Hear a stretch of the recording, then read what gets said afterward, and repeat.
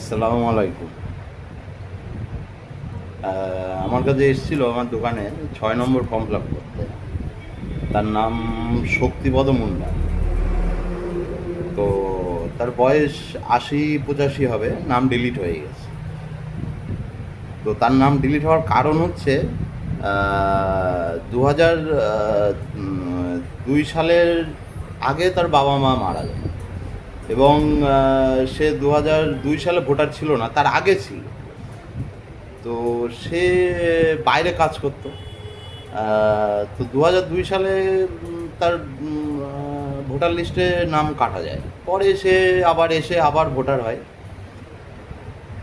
তো এখন তার ছেলে মেয়েরা আছে।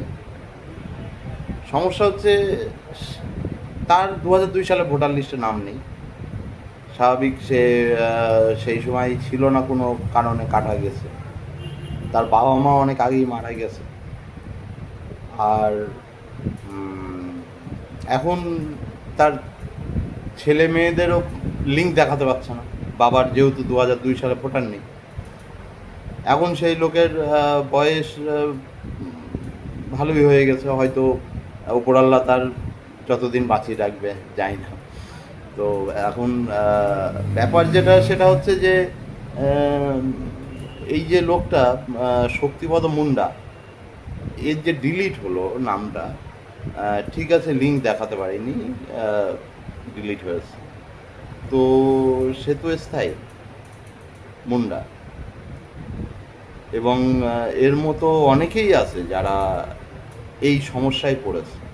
এই যে লোকটা এই লাঠি হাতে নিয়ে, তা সে বাজারে আসতে, মানে মুন্ডাপাড়া থেকে বাজারে আসতে তার ১ ঘন্টা সময় লাগে। সে এখন কি করবে? ৬ নম্বর ফর্ম ফিল আপ করে বিডিওয় গিয়ে জমা দেবে, না কি করবে? তার সঙ্গে কি পেপার দেবে, কি করবে? এই হয়রানি এই বয়সে।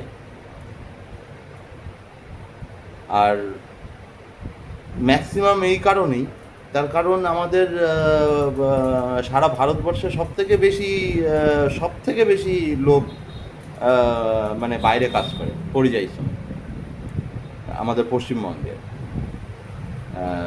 কেউ মুম্বাইতে, কেউ কেরালায়, কেউ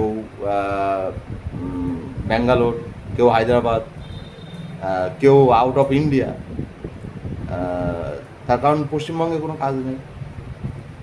পশ্চিমবঙ্গে শিক্ষা ব্যবস্থাও আপনারা জানেন, যাদের একটু পয়সা আছে তারা তাদের বাচ্চাদের ইংলিশ মিডিয়ামে পড়াচ্ছে, যাদের অর্থনৈতিক অবস্থা খারাপ তারা বাংলা মিডিয়ামে পড়াচ্ছে। আর বাংলা মিডিয়ামে যারা পড়ছে, একটা হাই সেকেন্ডারি পড়া ছেলেকে আপনি জিজ্ঞেস করেন ভারতবর্ষের প্রেসিডেন্টের নাম কি, বলতে পারবেন?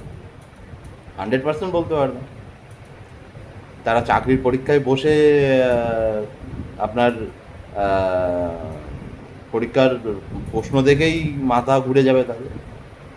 তখন পাস ফেল নেই তো। আর মাধ্যমিক পাস করছে, হাই সেকেন্ডারি পাস করছে, বিএ পাস করছে, এমএ পাস করছে, অথচ চাকরি পাচ্ছে। পাবে কী করে? কারণ যে প্রশ্ন যখন পরীক্ষায় বসছে, যে পরীক্ষার যে চাকরির পরীক্ষার প্রশ্ন যে দেখছে, তারা পড়েনি কোনো। দেখো, এটা অন্যদিকে চলে যাচ্ছে। এখন শক্তিপদ মুন্ডার ব্যবস্থা কী হবে? এর আবার ভোটার হতে হবে ৬ নম্বর ফর্ম ফিল আপ করে, এবং এর ছেলে মেয়েদের কী হবে? এরা তো বাবা মা মারা গেছে, মা ২০০২ সালে ছিল না।